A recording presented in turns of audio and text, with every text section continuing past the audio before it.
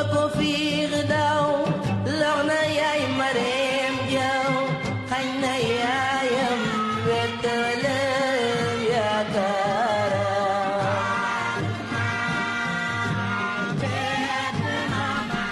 dellu amaat mbégte mu yaatu ànd ak yéen ci rajo Futur Média ànd ak yéen seen émission xalaas mu di suñu journal fait divers lundi ba vendredi ci rajo Futur Média ñu ci ànd ak yéen di ci ànd ak Mamadou Ndoye Bane inspecteur gannaaw su ma nuyoo waa Sénégal maa ngi leen nuyu bu baax a baax. maa ngi lay ziar di ziar passeport ak auditeurs yëpp maa ngi leen di ziar di leen ñaanal jàmm. te di ko sàkk ci yéen di ko ñaanal waa réew mi ak waa bitim réew. sénégalais yi nekk ci bitim réew ñu ngi leen di ñaanal jàmm. la ñu wuti bitim réew yàlla na leen ko yàlla may. te mu jig leen. yàlla na leen ko yàlla yombal te mu jig leen. waaw surtout te mu jig leen. waa réew mi tamit yàlla na leen yàlla may jàmm. jàmm ji ñu def ko ci biir kër yi def ko ci biir néeg yi def ko ci mbedd bi def ko ci bërëbu liggéeykaay yi def ko ci xol yeeg xel yi. jàmm ci xol ci xel lu am solo la. loolu daam na moom. waaw jàmm. waaw soo ko amul sax jéem ko am. jéem wut jàmm ñi bëggul jàmm sax yàlla na leen may yàlla may jàmm ñi bëgg jàmm yàlla na leen yàlla may jàmm. amin ajuma ji di ñëw yàlla nañ fekk ñi feebar yàlla na leen yàlla may jàmm def jàmm ci hôpitaux yi def jàmm ci kaso yi def jàmm ci rajo yi def jàmm ci gendarmerie ak police la xam nga aussi tamit sa waay moo lay wax dëgg. waaw yii bàyyi ko oustaz Abdou Karim Ba. Ndiaye 3 minutes ñaan nga ko jàmm baax na xam nga lii mooy indi ay. Ndiaye temps bu jàmbur nga bëgg faa toog di ñaan jàmm. yàlla na leen yàlla may jàmm. waaw d'accord nañ amin waaw léegi d'accord nañ. waaw yàlla miy borom jàmm yàlla na defal ñëpp jàmm. sénégalais yi nee na ñàkku yi na nga ci jiitu. man kay maay gën a yàkkamte ñu ñàkku. man kay président Macky Sall su ñàkku na ma woo. yow ak Mansour Faye. waaw man amul comme moom lañ joxoon kii mu ko doon séddale. dama ne ñàkk yi na ci jiitu. dama ne voilà man day ñàkk yi jéggal nañ ko su ma xamee ni jour bi ñuy njëkk a ñàkku man bokk naa ci ñi nga xam ne volontaire naa pour bokk ci ñiy njëkk a ñàkku. waaw kon baax na. waaw booy dem yóbbaale ma. damay ñàkk passe partout. maa ngi lay nuyu bu baax a baax. maa ngi delloo ziar di nuyu Ban di nuyu auditeurs yeeg internet yëpp di leen ziare bu baax a baax a baax a baax di daa am ñu ma bëgg nuyu nag. spécialement bismillah waa Gambie. waaw waa Gambie maa ngi leen di ziar bu baax a baax a baax jotale naa seen nuyoo nag ci Ndoye Bane ak Mouhamed Ndiaye ak Aba instant seeka naa mi ngi Gambie. waaw. mi ngi noonu nuyu partenaires yi ñuy àndal ci xalaas. bokk na ci saabu Fanico ñëw àndaat ak ñun ci xalaas saabu Fanico. loo ci wax ci lu baax rek des na askanu Sénégal ñoo ko bëgg ndax dañu cee gis njariñ saabu Fanico am bu mag am bu ndaw saabu bi gaaw na xëpp mën naa setal boole ci kit dalay bàyyil xet gu neex moo xam ci yére yi wala bu dee da nga koy sangoo saabu Fanico doon saabu boo xamante ne ji conservation bi rek jar war naa tax kon nit ñi di ko jëfandikoo ndax conservation bu baax te mucc ayib la accessible nag foo dem ci réew mi boutique boo dem boo laajtee saabu Fanico am ko benn la ci réew mi di ñu gunge ci xalaas beneen partenaire bu ñuy gunge ci xalaas mu di établissement waa kër Serigne Touba Fallé frère ñi nga xam ne ñoo ñu indil gaamu vite fait li tax ñu ne gaam la mooy dafa am cuuraayu bant boo xam ne day dàq yoo di la bàyyil xet gu neex ci fi nga ko taal yamuñu ci ñu indil ñu insecticide di pompe boo xam ne foo ko pompe lépp luy lore moo xam mbóot la moo xam weñ la moo xam yoo la daf lay abal ñu ne déet na waaye ñu indil ñu pâte dentifrice vite fait ay ci bëñ mën koo weexal di ko sàmm di ko wéral di la bàyyi xetu gémmiñ gu neex ba noppi établissement waa kër Serigne Touba Fallé frère indi frotté vite fait mu am pommade am tube foo ko diw ci yaram buy metti sa yaram yépp dafay nekkaat en forme say muscule delluwaat say yax tegewaat fa mu war a tege loolu mooy frotté vite fait tube bi nag man moom du ma ci doyal dox naa gars yi nañ ko bàyyi xel ndax mën nga koo def sa sac foo dem yóbbaale ko lu lay metti rek nga jëfandikoo ko établissement waa kër Serigne Touba Fallé frère 77 555 11 11 77 696 34 67 wala 77 441 06 38 beneen partenaire boo xam ne dañuy ànd ak moom ci xalaas moo di CCPS comptoir commercial de plomberie du Sénégal comptoir commercial de plomberie du Sénégal spécialisé ci wàllu sanitaire ak ay matériel de dernier cri ay lavabo en couleur CCPS ay tuyaux en PEX wala Galva ñu garanti la ko 2 ans lépp luy matériel sanitaire tuyauterie wala plomberie tegal ci loxo comptoir commercial de plomberie du Sénégal yamuñu ca ne it am nañu ay matériel irrigation yu mucc ayib yu doy waar champion bi réew mi soxla ngir doxal mbay mi mooy comptoir commercial de plomberie du Sénégal ndax yi nga xamante ne ji amee nañu ko ne ay matériel yu baax lool beneen partenaire bu ñu fekk si ci xalaas moo di Baara Mousso indil ñu ay produits yoo xamante ne ji day noppal jigéen ñi togg ndax soxla woo dëbb soxla woo di tànqal say dëkkandoo wala di yàq say loxo ay produits Baara Mousso 100% naturel la ñu jël lépp nag loo xam ne jigéen da koy koy soxla pour togg lu ci mel ne piment simple wala piment aromatisé muscade wala l'ail en poudre yëpp dañ koy def laurier ba ci li nga xamante ne moo di moutarde en poudre Bara Mousso am na ko ñu ne déet ne waaye ñu andil ñu li nga xam ne moo di gingembre gingembre en poudre Bara Mousso 77 438 38 30 85 wala 77 289 41 35 ban passe-partout partenaire yaa ngoog. ayca jaajëf. léegi nag. waaw bu ngeen ma ko mayee dama am xalaas express. ñëwal. gis nga li may wax nii. dafa tàmbali soreegul. pour mu bañ a sori nag ci ñun la aju. bu ngeen tëddee guddi. dégg liir buy jooy seen buntu kër. liir. waaw bu leen tem tijji. du tax ay jinne la wala déedéet mu doon. ay nit ñooy jël benn xale. teg ko ci buntu kër. dóor ko pour xale bi jooy ñu làqatu booy tijji sa buntu musiba dal na. ñu assommé la. waaw. am na koo xamante ne ji moom noonu la def nee na mu togg dégg jooyi liir yi mu yëg ci balcon di xool ñi ko fa teg toog booy bi di jooy ba noppi. ñu génnaat fañ làqatuwaat dóor xale bi. pour di jooy pour booy bi jooy mu toog ci balcon mu gis leen toog ci balcon bi bañ fa defee ay 30 minutes. kenn faale ubbiwul. benn taxi ñëw jël leen. ñu gàddu seen liir dem. moo tax bu ngeen déggee luy jooy guddi seen buntu kër yi. daa wóorul leen sax tijji yooyu wóorul. bu leen tijji. lu liir bi jooy. mën ngaa dajeek agresseur mën ngaa dajeek njuuma. wóorul daal. fu ñu jëm man tamit am naa benn express de. jaay waaw mooy suñu waajee na Tiwaawan. waaw te nga xam te ne mënul wax loxo ba damm. ma nga Tiwaawan fi ñuy wax quartier kër Cheikh Awa Balla. problème bi nag mooy xamuñu turam. waaye daal ku ci sa mbokk réer boo xam te ne daal mënul wax. te xel mi tamit neexul. ma nga Tiwaawan te fu ñuy wax kër Cheikh Awa Balla bu ñu contacté. góor la. ñu orienté góor la waaw góor la bu xaw a teint noir nii. ma nga foofu daal. tabax nañ ko. loxo bi dafa damm loxo bi dafa damm instant bi. ba pare mënul wax. dafa muuma. waaw maanaam daa muuma waaw. ok. man sama express. waaw. démb ci guddi. couvre-feu la ñu nekk. Sénégalais yëpp toog seen kër respecté couvre-feu bi. mu am ay français 18 français. deux franco-sénégalais. ak benn belge. c'est des jeunes. entre 20 et quelques 22 ans 23 ans. loué benn appartement. toog fa di anniversaire di noos. ba waa koñ ba woo gendarmerie def fa descente ramasse leen ñoom ñëpp yóbbu leen. kenn ki nga xam ne mooy belge nag moom papaam ambassadeur la dafa am mbaraalum kirlaay. gu koy protéger. immunité diplomatique la. waaw kooku libéré nañ ko waaye 18 français yi jàpp nañ leen 2 franco-sénégalais yi jàpp nañ leen woo naa commandant jotuma ko bii ci guddi woo naa ko sa matin jotaguma ko mais ñuy ñaan ñooñee nañ leen jaarale fi ñuy jaarale sénégalais yi def lu mel noonu te jàpp leen. xam naa dina am ay intervention parce que c'est des français ak sénégalais ak belge ak américain ci de loi la dañ koy tere. sénégalais bu ko ci defoon tey jii dañ lay jàpp def li la war a def defeere la. ñoom it def nañ lu war a def fii ci réew mii ci Sénégal nañ ko leen jaarale fi ñuy jaarale sénégalais bu def lu mel noonu. munoo nekk ci dëkkub jàmbur. ñu def fa lu ñuy tere ñëpp di xeex mbas mi. ñoom seen dëkk yéen jóge mbas maa ngi leen di bëgg a rey ñu bëgg a ñëw fii di fi organiser ay anniversaire ba dëkkandoo yu woote. voilà xibaar bu wér te wóor.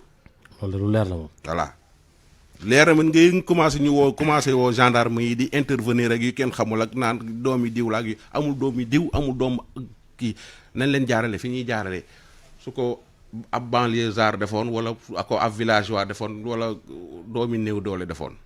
lu ñuy tere parce que dañoo violé couvre-feu bi. dañ koo violé. waaye léegi ñi violé interdiction rassemblement bi démb université nag. ñoom it nañ leen jaarale fan leen war a jaarale rek. waay baax na. li ma jëlee daal mooy li mu commencé moom neexul.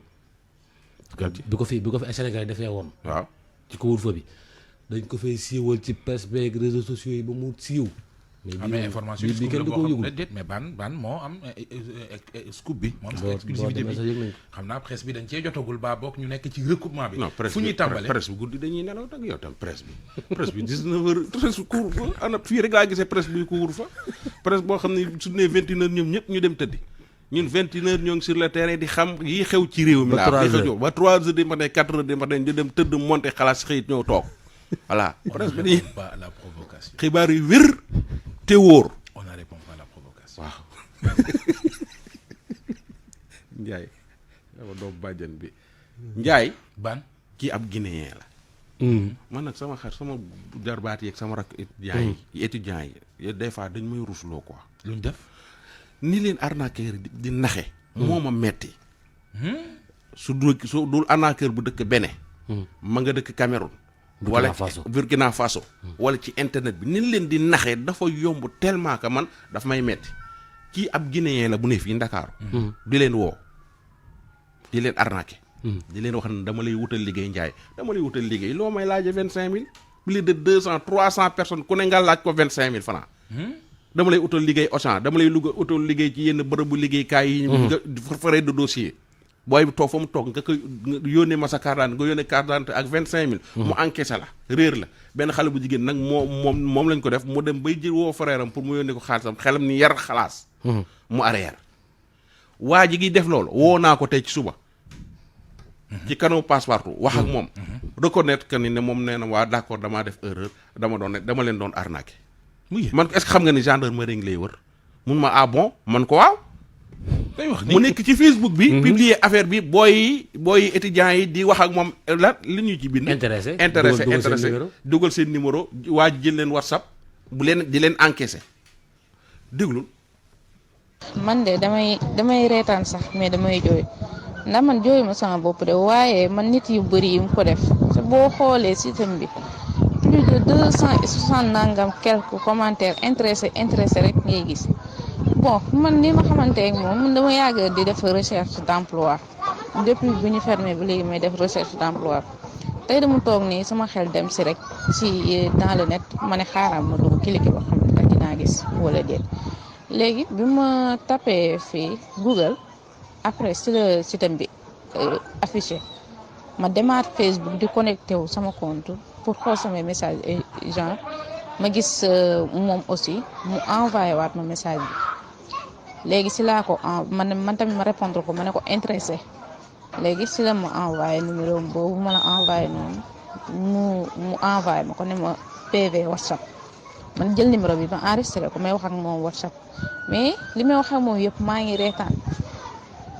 reetaan parce que xam naa ne kii arnaqueur la dealer bu mag a mag la léegi si laa def très attention ma commencé di ko poser ay questions yaa ngi dégg ma koy naan pour man liggéey koy offrir di nga photocopier sa carte d'identité au moins nga légaliser ko mu ne ma non garaawul léegi da ngay photocopier carte d'identité bi rek boo ko photo si sa téléphone nga envoyé ma ko ma koy poser des questions noonu yaa ngi dégg bu ma comprendre ne dealer la commencé di poser yenn questions yi noonu mais moom comprendre ba léegi pour moom bëgg naa man ci laa ko piégé aussi ma ne ko man nax nañ ma si ñaari yoon léegi mu laaj ma comment mais bi ma xamee ne arnaqueur la nag sama xel même si ma te numéro bi këru naa ko si laa enregistré ko envoyé la message yooyu ma la envoyé noonu vrai dealer la ngir yàlla war a suuli bon yi ñoo ngi dee jigéen ñaa ngi dee wallahi azim wallahi dañ ñaax sama mbokku jigéen ñi sama mbokku jeunes yi nga xam ne ñu ngi ci réseaux sociaux yi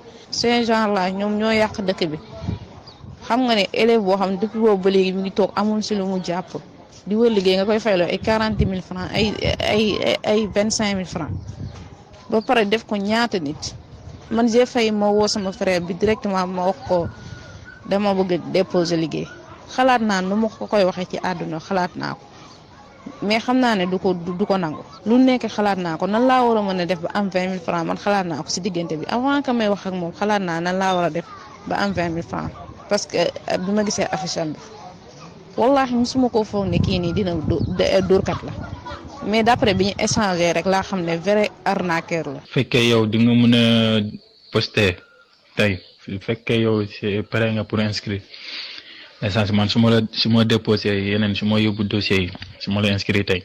waaw fekkee yor nga sa pièce bi da nga koy photo nga yónnee ma ko. kenn xam sa wërsëg fu muy jógee ni sa chance fu muy jógee c'est pour ça. mais fekk est-ce que si boo c'est sûr di nga mën a ñëw ak sa 20 000 ak sa photocopie pièce après ñi toog fii ni côté stage bi waxtaan expliquer loolu lépp parce que man mi 11h laa dem mais midi laay dem liggéey quoi. li ñu ma yónnee am na yoo xam ne dañu may jox seen xaalis inscription seen photo pièce seen kii waaw seen photo pièce d'identité dañ ma ko yónnee par WhatsApp après dañ leen inscrire direct amul lu mu def après dinañ xool benn jour ñu woo ko pour mu ñëw commencer liggéey. am na ñu xam ne ñu nekk fii mais ñoom seen inscription dafa cher mais seen paiement bi baax na. mais yor nañu que ne inscription moom 20 000 bu nekk nettoyé la 200 000 chaque mois 200 000 lañ lay fay. bii nii pour buy 5 000 inscription 5 000 bi juste pour Auchan yi ak kii nii mais fekkee yow defoo formation bu fekk bu def formation kii nii ñi lay won lépp da ngay fay 20 000 après chaque mois ñi lay fay 200 000.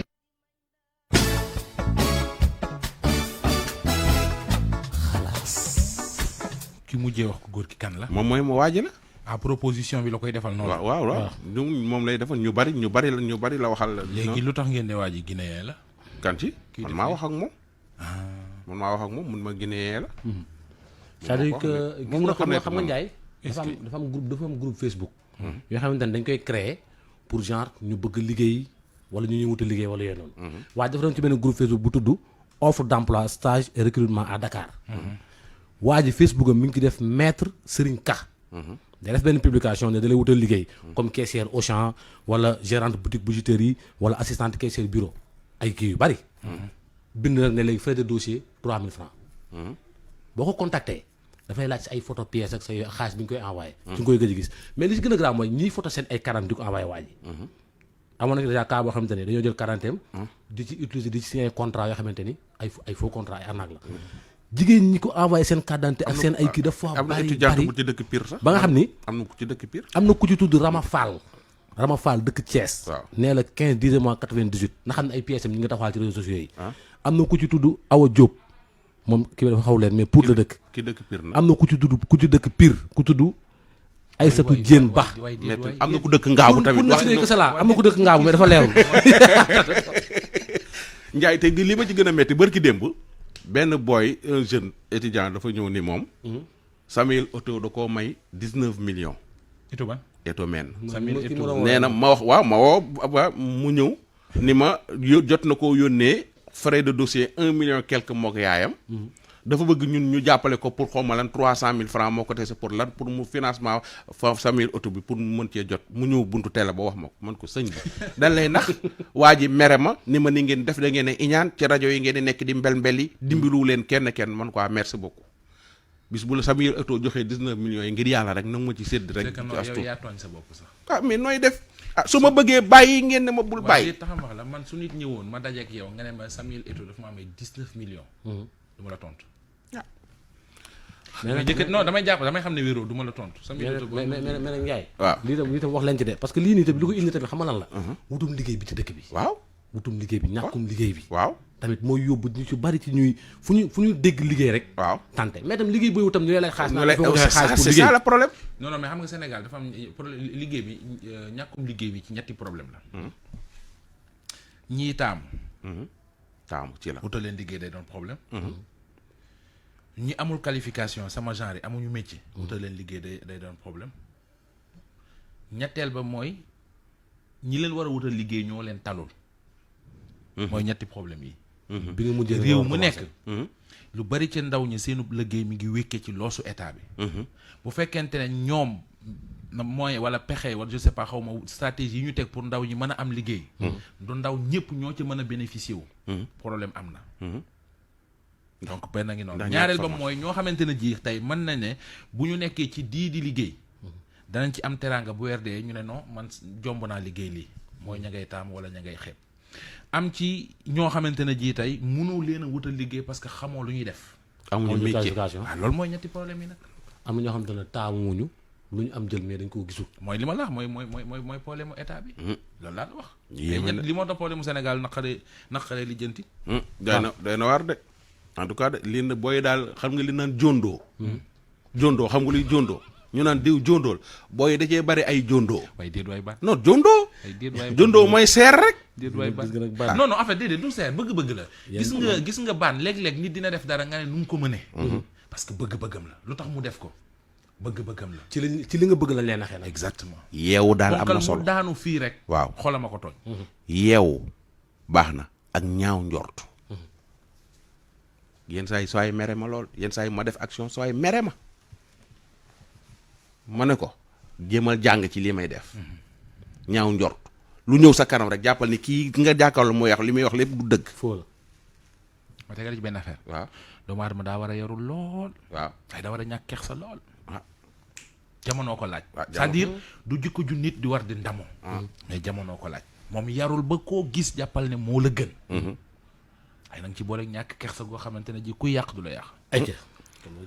dañuy doxantu ba yaraax. du fa xew. benn waaye daal lañ seen ca xeer yaraax ca tefes ga moo gën a gune gu jigéen gu am 16 ans. ma daal xaw ma doon bëree xaw ma nu mu demee noonu daal waaye xaw ma mbapat la woon daal waaye daal benn maire gis na leen dàq ji leen ba jàpp gone gi nag bi ñu ko toppee boo yóbbu ko hôpital ba seet ko yëpp. daal xale bi 16 ans la am waaye am na lu ñu gis ci mbagg mi naal lu ñu naan brin lañ fa gis brin xaw ma jigéen ñi di def pour def. planning moom lañ fa bekk affaire bi daal luus na daal waa jiñ ko bettal daw na dem yoonam bàjjenu gox ba jël na ko yóbbu këram. doomu bàjjenu gox bi mooy expliquer déglu.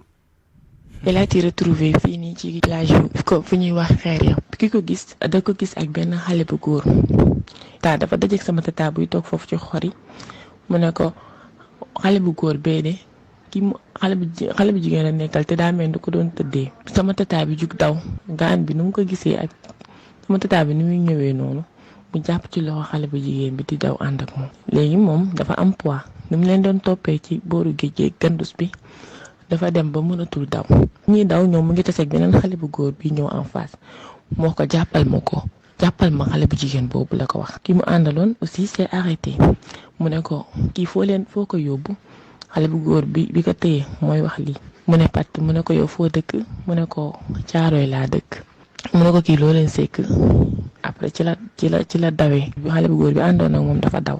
sama tata bi mu ñëwee bi mu ko gisee mu ne ñëw na dalal ko laaj ko ne ko loo tudd mu ne ko Kumba. et depuis lors il refuse de parler waxaatul du Kumba boobu mu wax c'est pas parce que mënul wax mais dafa waxul. ñu yóbbu ko chef de quartier ne yóbbu leen ko gendarmerie ñu ko yóbbu gendarmerie bu yaraax fii ñu yabal ko ne ko bu nekkee seen koñ am na bàjjenu gox na dem ci këri bàjjenu gox bi mu yóbbu ko fa.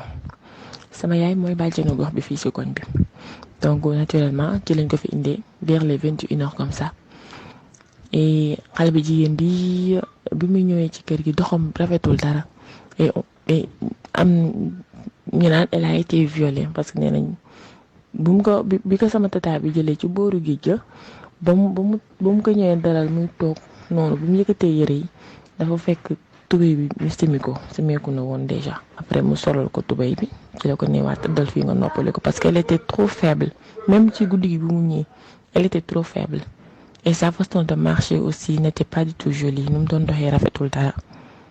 léegi le lendemain ñu jógeel ak sama yaay defaral toppatoo ko génneel ko yëre mu sol jox ko mu lekk ñu yóbbu ko hôpital. bi ñu demee hôpital on a expliqué le cas fii ci centre de santé bi Yaraax bi sage-femme yi ñu ne ñoom ils ne vont pas prendre ce risque parce que la situation elle est assez compliquée parce que déjà nee nañ xale bu jigéen bi dañ ko violé déjà dafa réer donc affaire yooyu gynécologie lañ ko war a yóbbu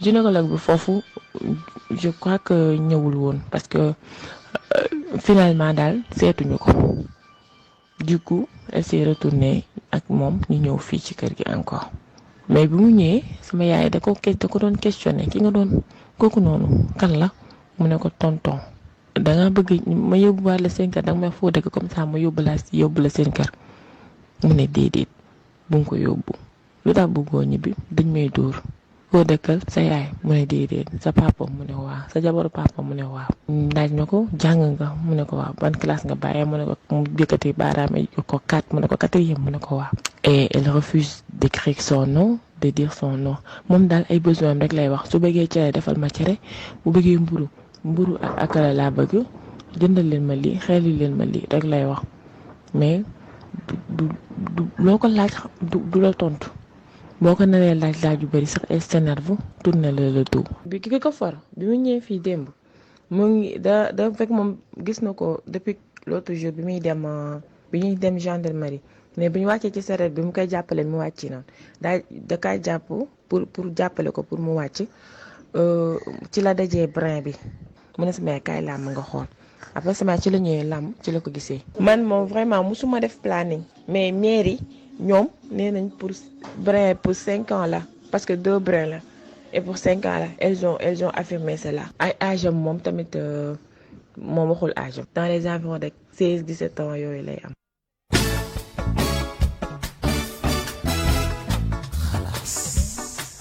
Njaay mi ngi noonu xale bi daal loolu ko daal mais nag li jaaxal ñëpp xale bi 16 ans ak brin affaire planning jaaxal na ma beneen point bi ma xalaat mooy xale bi nee na kër ci tantaam la nekkut ak yaayam papaam ak tantaam la dëkkal ñu gis ko mu ànd ak ponkal mu toll noonu ci tefes ga yooyu doy na waar. mais xam nga lu ma jaaxal mooy ci biir yi waxam dañ ko yóbbu gendarmerie. waaw léegi lu tax gendarmerie delloo lu tax kiiwuñu ci. xam nga tey jii normalement bon. gendarmerie dañ nañ ko yóbbu ci gynécologue ñu xool ko pare. waaw mais cas bi seen cas la. cas la de. en tout cas bu dee li femme bi wax nii noonu moom li mu ci xam bu dee noonu la demee. cas bi seen cas la. voilà bàjjenu gox bi war na ko yóbbuwaat ñaar moo ci mën a am parce que xale bii. bu fekkee dañ ko fekk muy def naka sudul noonu. def ko ci coobare boppam. yaa ngi dégg. parce que bu ko defoon ci coobare boppam dina nga topp maire bi. waaw ce qui est sûr mooy moom maire bi bu ko doolee bu ko yóbbu ci lu ko neexul. moo tax nañu jóg ñu lijjanti ko. bàjjenu gox baan xale yu jigéen yaa ngi souffrir ci biir kër yi de. c'est que lan leen rek moo metti hey soo amee doom bu jigéen da ngay tiit ndax fii Sénégal jigéen du jàppale moromam. ah kay am na jigéen ñu jàppale seen morom kay jigéen femme bi fi ñëw ci yow di dénoncer parce que mi ngi jàppale xale bu jigéen. dama ne jigéen du jàppale morom jigéenam. femme yàq femme. jigéen ñi nañ jàppale ci seen biir. heure bi jot na Ndiaye pour benn information